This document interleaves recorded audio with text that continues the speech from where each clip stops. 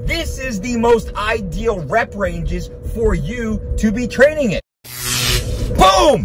What's up, everybody? Welcome to the DOLCEKNOWS channel. Today we're talking about rep ranges. More importantly, the most ideal rep range to build muscle. When we think about rep ranges, we always hear, how much you bench, bro? I always say, for how many reps?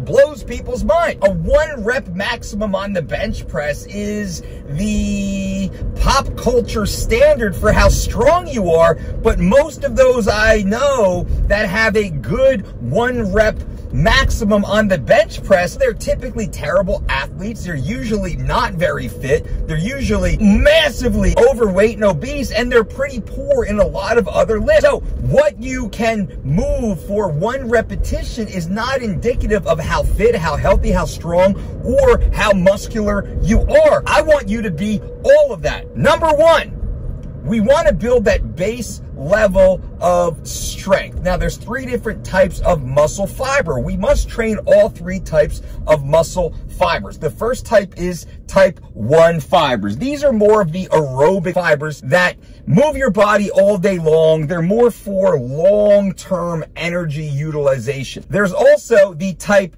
2A fiber and then the type 2X fiber. These are the fibers most commonly associated with muscular strength. You must train the type 2A fiber and the 2X fiber differently. All muscle fibers outside of the type 1 fibers, which are very hard to train till failure, the type 2A and 2X fibers, they must be trained to failure relative to their rep range. The type 2A muscle fiber is best trained anywhere between 15 and 25 repetitions. The type 2X fiber is best trained somewhere between the 6 and the 12 repetition range. These are most common for all those kids in the gym training right now. Now, this is an important thing to remember. The type 2X muscle fibers best trained for the 6 to 12 repetition range. These are considered to be more dense muscle fibers that do not do a very good job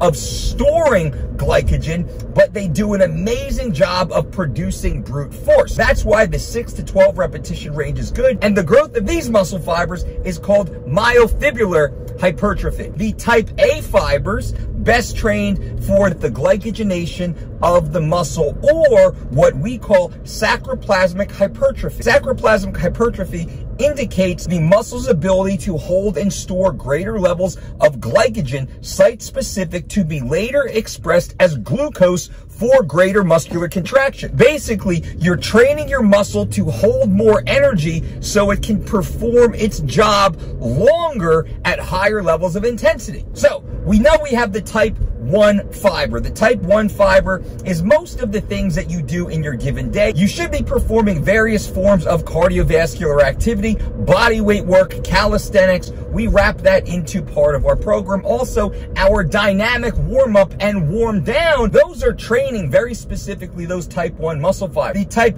2A muscle fibers are best trained between 15 to 25 repetitions. The type 2X muscle fibers are trained between 6 to 12 repetitions, but those repetitions must be to technical failure, not total muscular failure. This is where we get hurt.